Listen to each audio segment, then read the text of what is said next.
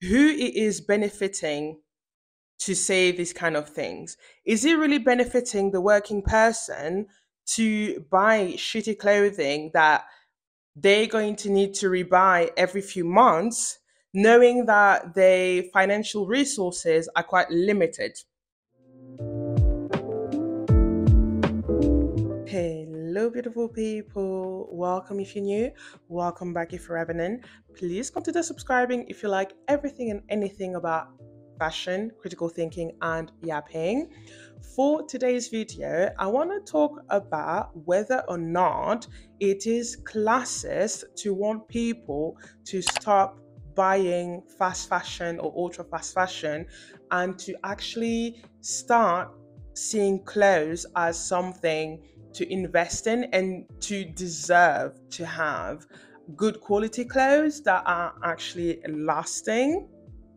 This is an idea that came up to me as I read, somewhere on social media, someone who was saying about how buying fast fashion or ultra fast fashion was not good because of the environment and because the exploitation behind it. And people underneath the comment were saying about how classist it actually is because some people can't afford to like buy other brands but those ones, and people deserve to also enjoy fashion. And it made me think, just like a lot of things relating to like geopolitical situation, to political situation, and to life and fashion in general, as to why there's actually layers that are not being taken into account, to really understand the criticism in begging people to stop buying fast fashion and ultra fast fashion. And I wanted to kind of, go a little bit into those layers, and hopefully for you and for the people watching this video to kind of maybe understand as to why um, we actually like having a proper understanding of the whole situation and to see things like globally is very important, especially when we're talking about sustainable choices and for a long lasting effect on our crippling society, economy, and empire as a whole. For this first chapter, I want to talk to you about classism, the definition and what it means, and the importance in this chapter, in this video in general, and not to confuse it with classicism, which is something completely different. I know they're one syllable away, but classicism is an art and architecture aesthetic that stems from the Greek and Roman Empire, and it is used in history of arts to define and to describe and to refer to art and architectures from after the fall of the Roman Empire, whereas classism is a sociological definition or concept of, class, social class. And there is a really good definition that I found of classism from Britannica. So I'm going to read it to you. Classism, a form of personal bias or prejudice or a pattern of institutional discrimination based on social class and typically directed against persons or group of a lower socioeconomic status. In keeping with its different senses, the term can be used to characterize the attitudes and behavior of individuals towards others or the structure and systemic practices of institutions or whole societies. And there's very good pictures of Karl Marx, who is the founder of the Marxist theory. And in the Marxist theory, class struggles is the main core of understanding how the society works, because in Marxist theory, Marx argues that the society is actually split in two classes. We have the proletariat, so the working people, and the bourgeoisie, the people exploiting the working people in order to make money and make profit. And that the only way material conditions and better living conditions and decency of living will happen to the proletariat, which, by the way, is the majority of the population, is through taking the means of production and a socialist revolution. And Marx is theorizing on the matter because the only way that the working people, the proletariat, get what it's want is through a revolution and by taking over the means of production. Because it's kind of logic when you think of it, but the people who benefit from the exploitation of others and manage to actually make a lot of money are not going to hand down their privileges and their status and actually make sure that everyone kind of benefit from the same status and privileges this easily. Because when you benefit from something and that you know that you have more to gain than anything else, this is what it leads to. But the proletariat has actually nothing to lose. So the revolution is the solution to gain their material needs. Because when you have nothing to lose, because you're already at the bottom of the barrel, wow, you might as well try to do everything you can in order to improve the material conditions, not only for yourself, but for all the people. Marxism is a very empathic theory and ideology because Marxism is not only thinking individualistically, but it is thinking about how it can better the improvement of a society, of a group of people, of like how material conditions is actually beneficial to all and everyone. And that material conditions needs to be in the core of the class struggle. And I'm going to read you a very nice definition of class struggle as well, because I think it's very important to kind of really understand what class struggle is. And this definition is from Easy Sociology, which is a really nice website if you want to get like some concept of sociology terms and ideologies and stuff like that, because it's actually breaking down things very easily so for everyone to understand. Marxism argues that social class is not a static category but is characterized by ongoing class struggle. Class struggle refers to the conflict between the bourgeoisie and the proletariat as the two classes have opposing interests. The bourgeoisie seeks to maintain their power and maximize profits, while the proletariat aims to improve their working conditions and reduce exploitation. Marxists believe that class struggle is an inherent feature of capitalist societies and that it ultimately leads to social change. They argue that the proletariat, through collective action and revolution, will overthrow the bourgeoisie and establish a classless society. And I always suggest people when they read about Marx to also read Lenin.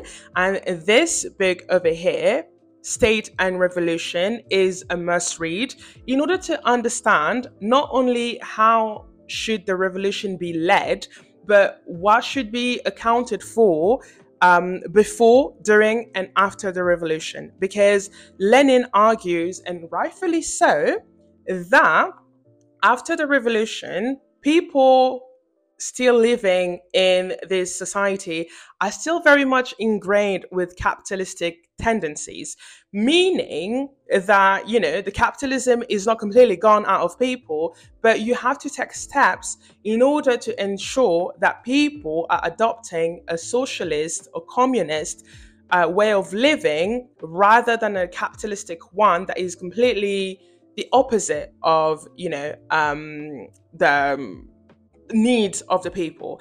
Hence why in this definition it is saying how the bourgeoisie and the proletariat have two different and opposing interests, because the bourgeoisie aims to only make sure that they are making money and exploiting, and the only way you can make money is by exploiting people. Exploitation is just taking like different ways. One of the ways that exploitation is still ongoing is by the fact that a lot of fashion industries, fashion brands, fashion factories have been literally moved to the global south. Because if you are not aware yet, the global south is being maintained the way it is, and underdeveloped and impoverished and all that, because it is beneficial to the bourgeois class in the West. Colonialism stems from capitalism, because it is all about exploiting the people that are below you so you can make money. Like exploiting them for free, enslaving them so you get to make goods at a very, very cheap, up to zero, quid. So you just maximizing your profit. So yeah, in general, just like read Lenin as well, and State and Revolution is a must read. It's a very quick read. It's really, really small. Is it 100? It's literally 100 pages. That's something that you can read in a day, and I highly suggest you to read it in order to understand how to take on the class struggle, and also how to take on the revolution, and also who to kind of be very wary of, because he's really well describing the people who might pretend to be on our side, but actually they're just opportunists. So State and Revolution, important. Marx and Lenin, they do complement each other very much. In State and Revolution, Lenin is actually studying a lot of writings of Marx, especially the one about the Commune in Paris of 1871 that Marx analyzed, and it's a very good kind of example that he's taking to kind of really put on and kind of address like how to take on things and how to really lead a good revolution. We live in a society that views working class as something very negative, because that's the whole goal of capitalism, is to kind of give this idea that everyone can become a billionaire, when you are more likely to be a homeless than to become a billionaire. And first of all, billionaires should not exist. People should not be hoarding money like that and brag about it. Because why do you need like billions of dollars anyways, when we live in a society where everyone could actually have like a decent living? And there comes the expectation of people as to the reason why like people in the global south are still being maintained in exploitative processes, is because the West needs like the global workers and the global south resources in order to make profit. And the moment that you understand, and the more people understand that we have two classes, we have the bourgeoisie, the capitalist class, the people who makes a profit and who actually don't really work, they just hire people so those people can make money for them. In the same breath, they also steal a lot of wages. Like the main theft in the United States is wage theft, just so you know. And it's not only in the United States, is like globally, especially here in the West, because when you see just the working conditions and the cost of living not following up each other, you kind of know that somewhere someone is stealing your hard-earned money. And the moment that you kind of understand that there's those two groups, I think not only is the moment that people are going to start having empathy towards each other, but where we really going to properly be able to talk about having true change. Because at the moment, I feel like that a lot of people are still very kind of sleepy. But change is not gonna appear out of the blue. And we need class consciousness in order for people to kind of understand why it's important to consider the class struggles and to unite, because we have more in common than we have with the bourgeoisie. Like, all together, all the working people have more in common than the bourgeoisie. And all the little petty fighting that we do over identity politics, it's just distracting us from the main culprit and the main, enemy, main common enemy that we have, which is the bourgeoisie, capitalist class, ruling class. When we could just all be together. Just like Malcolm X said, we are not outnumbered, we are out-organized.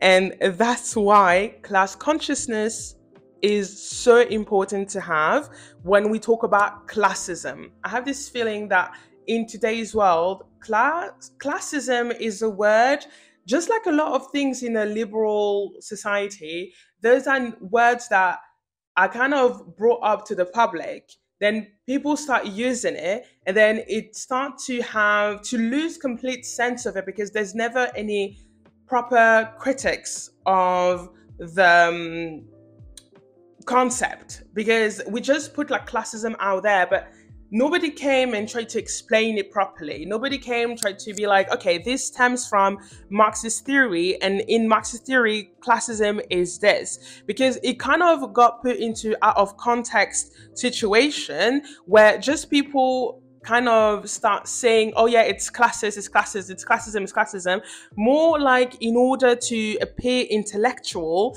and appear kind of, aware of things and safe for other people, but there's no material or tangible analysis of the matter to really, really kind of understand what classism means, what it is, and what we need to do something.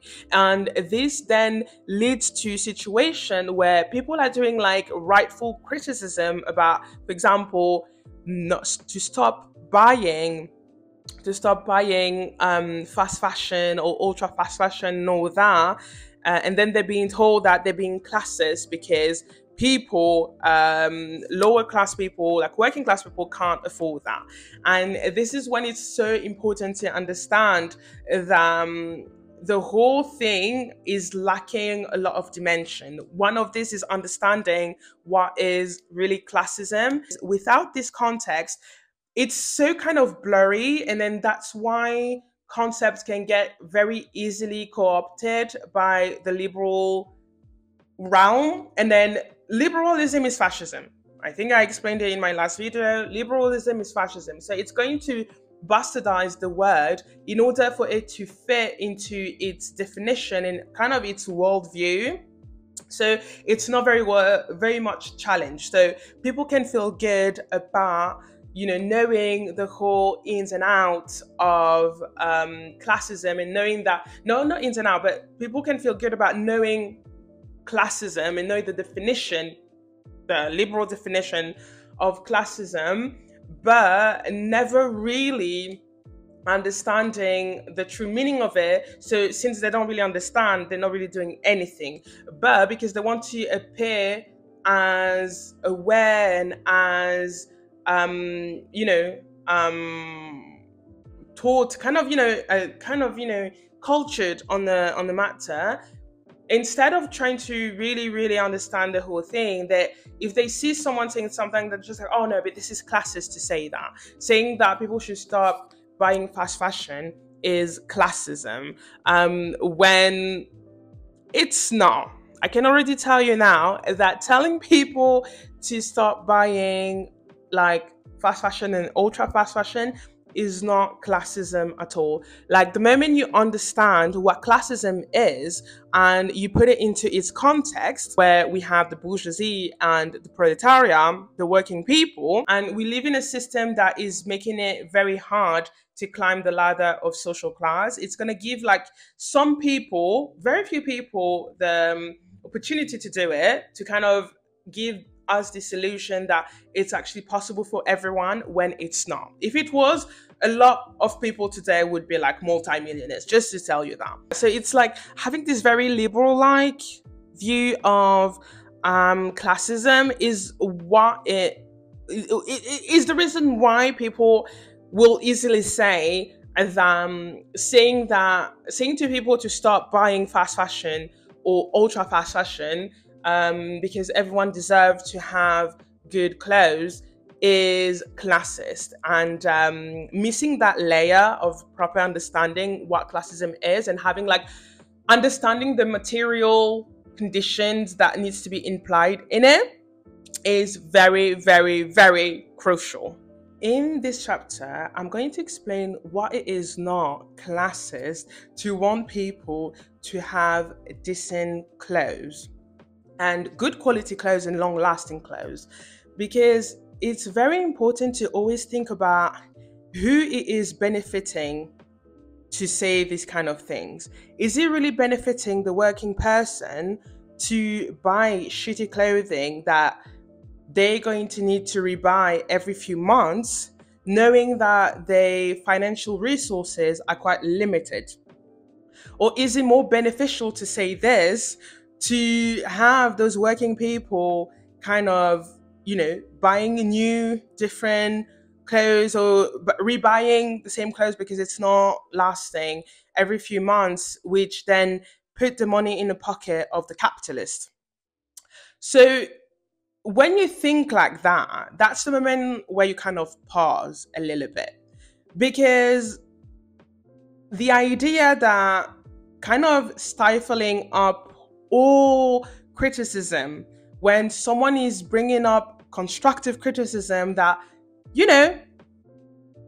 kind of consuming goods from fast fashion, ultra fast fashion, and even luxury brands that use exploitative methods, is problematic. And then the response is, oh, saying that is classist is a big problem. Not only because it's benefiting the capitalist class, because they love the fact that we among ourselves are telling each other that we should let the exploitative and abusive methods to continue, so people can enjoy clothes, when by saying that, it means that those entities that are using those abusive and exploitative methods can keep going like that. Instead of being like, you know what, actually, why don't we try to truly say we not having any of it, and the moment that the whole system of production, the whole realm is not changing, we are not going to consume. We are seeing right about now that boycotts work. They do work. The only way in a capitalistic society where things can truly have an impact is by attacking and threatening their wallet. And so it's always so upsetting when I see people being like, "Oh, you know what? No, let's not do anything about it. Let's just the people," knowing that the working people are the majority. Let's remember that the working people are the majority of this world, should keep going doing this so they can just enjoy life. And we're not going to really question that maybe the reason why they cannot afford to have better quality clothing is because the material conditions are not met. Is because those people are not getting basic needs met.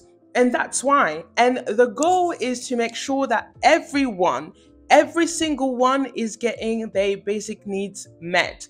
But how are we going to do that when we're not even daring to kind of be a bit more pushy, a bit more radical about the fact that, okay, no, actually, yes, we should let people know that if we want the whole system to change, we need to actually send a strong message. And the only way you can send a strong message is by letting those corporations know that we are not going to consume their shops, that we are not going to give them our hard-earned money. Knowing also that basically a lot of the hard-earned money that we get, we don't even get paid properly. Like wage theft is literally one of the highest, one of the most like thievery in the West, just so you know. So for me, just like, why are we doing the capitalist work? Why are we okay to kind of brush all our morals away just so we want to kind of let people know that, you know what, actually, I know that classism is not good. Yeah, but now we're talking about it's classist. The goal is to eliminate that classism. What are you going to do against that? What are you going to do about that? Like, what are tangible and material conditions that you are putting in place so we can get rid of that?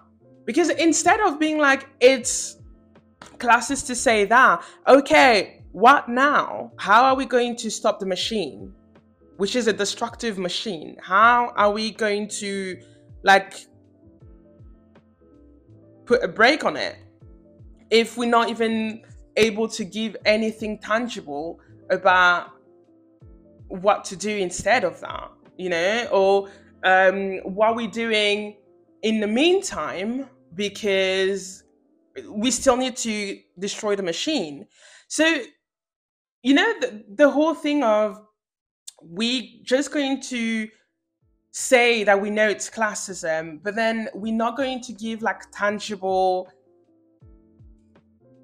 and material solutions to how to in the meantime to really destroy it. And we're just doing things that is just going into the liberal way, which is actually very, very convenient to the capitalist, because they need that. They need something that is not going to disrupt the profit making system, and still make us believe that we are doing something. And I've read a quote somewhere. It was not a quote, but I read like a comment somewhere, where someone said that if like your solutions in this current system is being welcomed in open arms by the liberals and the capitalist, ruling class, you are not threatening their interests. It was something like that. Like, if you're doing something like it, you are not threatening their interest enough, so they're not scared, because they know they can easily kind of co-opt it and then like turn it into something that is going to be beneficial to them. I talk about it a lot in my videos about how some solutions that are being put out there in order to combat the climate crisis, to combat the exploitative methods, are just band-aids. But band-aids that we are not taking care of, because the thing is, like a band-aid, at some point it's just gonna rip off. The moment it's, it's not gonna stay there forever. But if the wound is not healed, well, even if there's a band-aid over it, like, it's still gonna get really, really bad underneath. And so that's what a lot of the activism here in the West feels like. I talk a bit more about it in my last video, about how I think the Western activism is more like, intellectual wanking, because I feel like it's just us to make us feel good, but we're not really doing enough for true system change. Because it's important to know that the capitalists are not going to hand us our rights and our decency without a fight. They're never going to do that. If we can actually be okay with our expectation and the expectation of others, they're going to be completely fine with that. And that's actually the other issue that I have with people saying that, because it's kind of completely erasing the importance of the fact that there are other humans that are being exploited. That the fact that we have people in the global south, and it's because it's people in the global south, and because racism and fascism are so strong in the West, that we don't care about what's happening in the global south. And then that's the reason why also they delocalized in the global south, because they knew that not only they could exploit the cheap labor over there and the cheap resources over there, but they also knew that because they managed so well to spread white supremacy within the masses in the West, that we just don't care about others. And then also this drive over like hyper individualism is also the reason why we don't care about others. We don't care about the fact that like men, women, and children in the global south are paying the price just so we get to enjoy like pieces of fabrics that are not good quality, first of all, because they're just going to disintegrate after a few like months, years if you're lucky, like 3-4 years if you're lucky. But the fact that there's no understanding of a real global class consciousness is leading to the point that people just don't care if people in the global south are being punished for not being born the right skin color, the right religion, and in the right side of the world, which is the barbaric side of the world, by the way. So it's really kind of, again, like I said, so frustrating when I see people like that, because it's when I kind of realize that people don't really understand what is the meaning of classism. Because yes, classism exists. It does. It really, really does. And it's also going to, like the oppressions that we live in a society is also going to have layers, you know? Meaning that, for example, I'm a Black woman, so I have also the discrimination of being a Black woman that is on top of being a working class woman, you know? And it's the whole thing that needs to be understood, that classism, your class, is very important. And it's so important to take it into account, because in this society that relies on monetary system, which is capitalism, your class is a defining factor. Then your experience is going to be different, because other layers are going to be added on that, but they have to be seen all together. And the class cannot be seen differently. The class is the core, because we all from a social class, like whatever social race you from, you are all going to be part of a social class, you know? And this element there, your access to resources, is your access to knowledge, and it's your access to like a better to better living conditions, to better material conditions. And if you don't have that, well, it's very, very hard to really access, you know, things, like to really do something.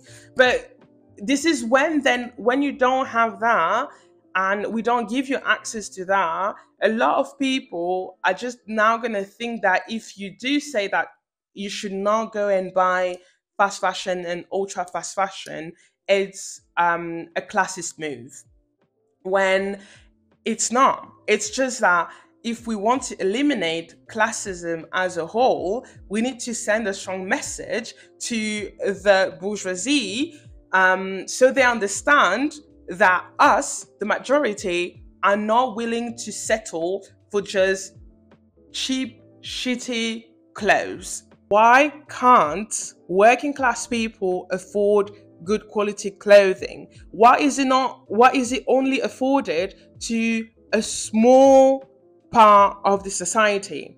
That's a question that people need to ask themselves. Why doesn't the majority of the citizen of the people in this world can't afford quality clothing?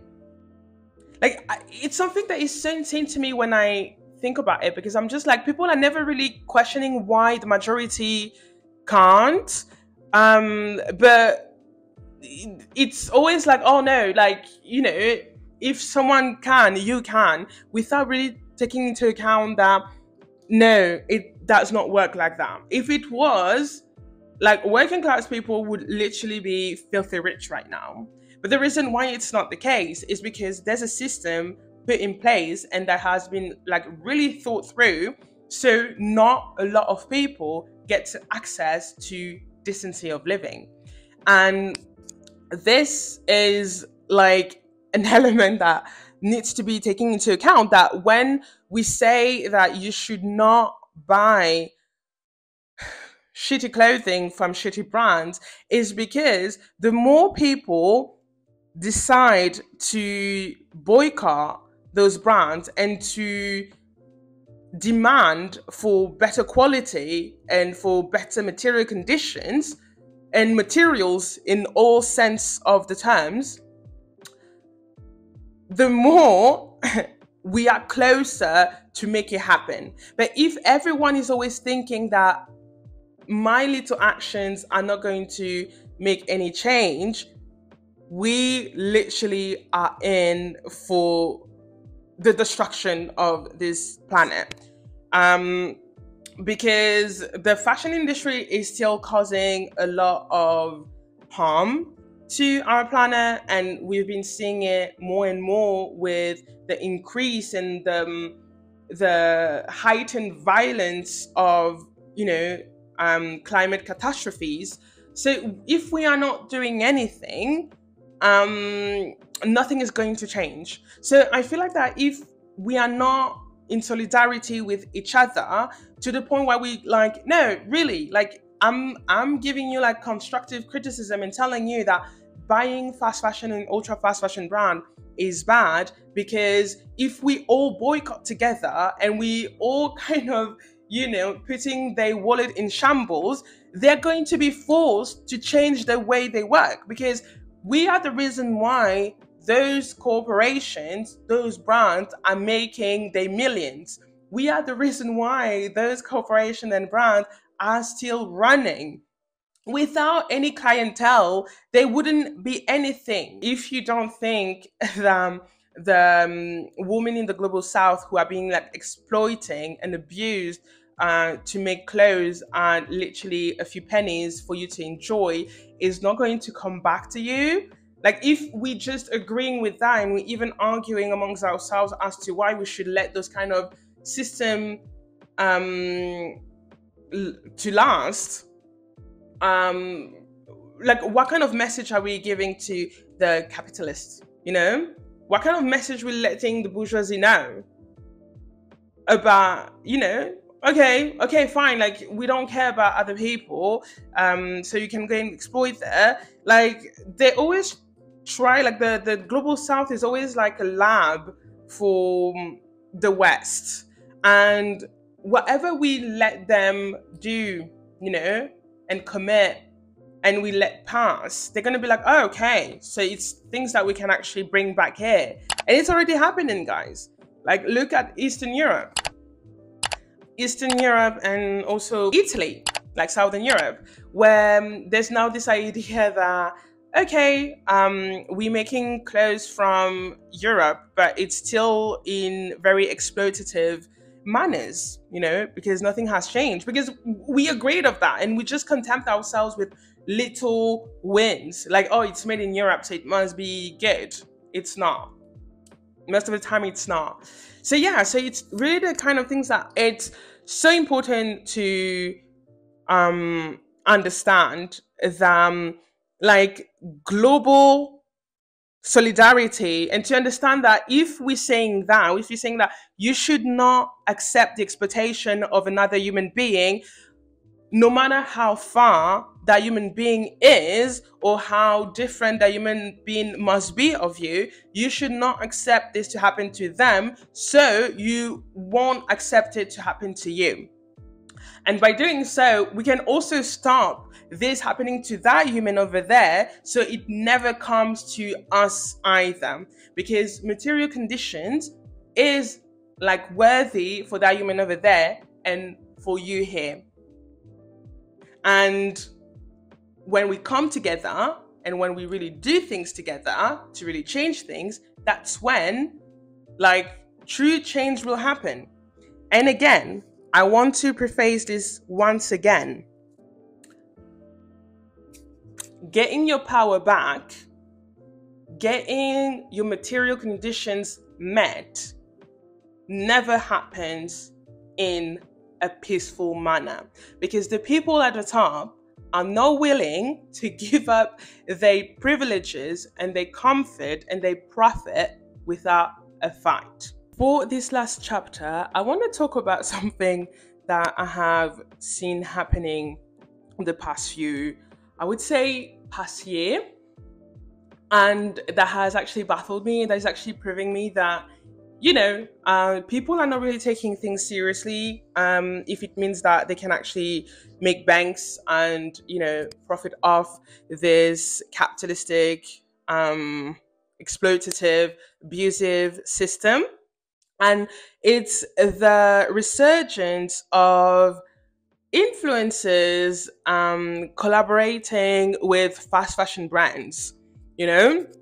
I've seen lately, like there was like some influencers that I thought were, you know, they call themselves like sustainable, but lately they've been to a trip in Madrid for mango. I'm seeing people going to trips for brands like H&M, like doing hauls of their Zara clothes and all that. And it just kind of, you know, it's very interesting to see this happening, because like the message that I am getting is that because a lot of people, instead of actually truly understanding that collective solidarity and collective action is what works, they get very defeatist, which in a way I can understand.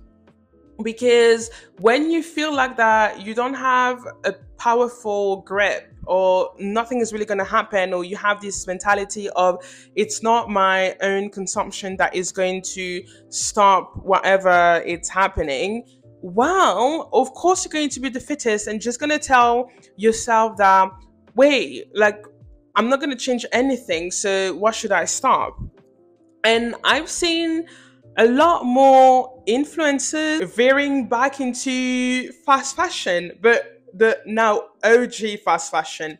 Because what I also realized is that there's been a rehabilitation of fast fashion brands, like high street fast fashion brands, since like ultra fast fashion took over a lot of and has shown itself to be like horrible, like really, really horrible.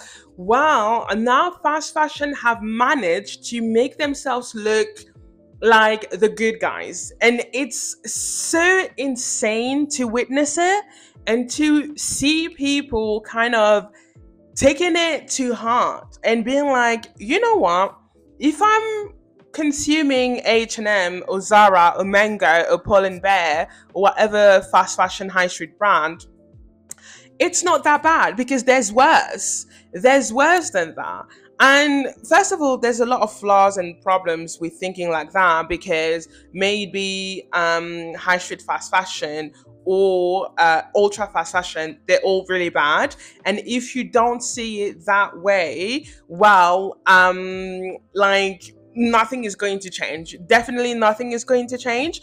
And I'm also kind of realizing that a lot of people don't really pay much attention to brands in general, and especially those influencers who claim to be sustainable influencers and stuff like that, and then they're collaborating with brands that are part of like a fast fashion group, like a fast fashion corporation. And it's always so funny to me when I see that, because like I said in my previous video, I kind of always question like people's intentions, um especially when it comes to influences, because I feel like that very, very, very, very, very little of them are actually really serious about what they claim, and what they stand by, because there's been way too many times, and I'm not going to name names because it's happening like very often, and I feel like that at this point is just very current to see this happening. But to see those influencers who either a couple of years ago were like, yeah, I'm stopping all fast fashion, and then now they will do videos of being like, oh yeah, I went to Zara, I went to H&M, and I bought this and I bought that. Or some like sustainable influencers that suddenly they're going to be collabing with a brand that is part of a group, or then trying to be like, I don't know, like there's something that I have seen a lot is people talking about COS, COS the brand, and talking about how it's sustainable and how it's better quality and how this and how that. But then COS is literally H&M group. I'm very sorry, but if we're talking about having sustainable brand, don't include brands that literally are part of one of the biggest polluters in the world, and you literally just don't care about most of them in like their work is like, as long as they're making profit. It kind of reminds me of, was it like, yeah, Charlie XCX, who said that she was very passionate about climate change and all that, and then did a collaboration, or was the face of H&M recently. And I'm just like, girl, you don't care about climate change at all. You really don't. Like, if you're okay doing that, you don't care about climate change. But that's what those corporations are doing, is because they're corrupting the whole movement, because so many people were saying about how criticizing people for buying fast fashion was just classism, that they now use people who have vocally said something about caring about the environment, and then they put them at as their faces, so people still believe that, oh, actually they're really doing something. If they did, and I've said it in many videos, if they really cared about the climate change, they would have changed the production system. They don't care. They really don't care. They just care about the facade. They care about what people think, because a lot of people are not willing to truly, truly push for a system change, because they just want to enjoy clothes. And nothing wrong to enjoy clothes, but do you really need to have shitty clothes just for the sake of having shitty clothes? Can't you just, rejoice yourself, or do with what you can with the clothes that you have? I don't know. Like, is that a necessity for you to go and buy fast fashion? Because technically the answer is no. We all have enough clothes for the rest of our lives without having to buy new ones. There's different ways that you can actually get new clothes as well, which does not involve participating hands-on to the exploitation of other people and the enrichment of corporations and billionaires. Because it's just completely, I don't know, it just makes no sense, especially if you're someone who claims to care about the climate change.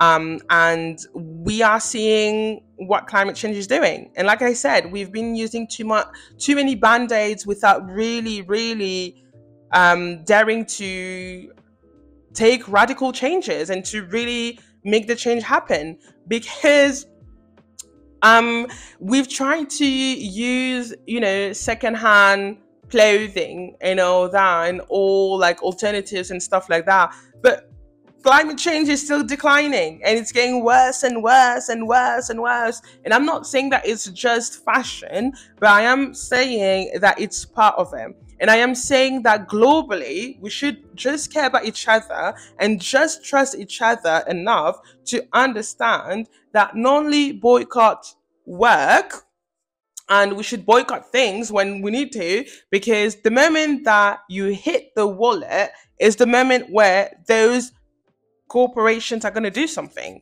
Among ourselves, instead of having proper understanding of material conditions and the reason why using and like funneling our money into those brands is bad, we are just morally kind of telling each other off about how, no, this should keep going because it's classist to do so. How are you saving classism when you're literally telling the people who are a victim of the classism that they should keep doing what they're doing and should remain in their material conditions that is actually inappropriate for them at the moment? And it you see like how kind of dumb it sounds to say things like that. I think that's also very humiliating, to be like, we can only afford shitty clothing, so that's all we should be grateful for, where the bourgeoisie can then afford like better clothing and then keep more of their money as well, because having to change your clothing every few months because the quality is so bad is also a lot of money that you're losing. Like when you have a good clothing item that you can last for like the end of times, at least, you actually saving up a lot of money. And I think it's time for people to also understand that. Anyway, people, so that is it for this video. I hope you enjoyed it. I really hope you did. And please share in the comments what are your thoughts on that. Have you ever said to someone to also stop being classist for telling people not to buy fast fashion or ultra fast fashion? If so, is that something that you grew out of, or still something that you think about? Please share your opinions in the comments.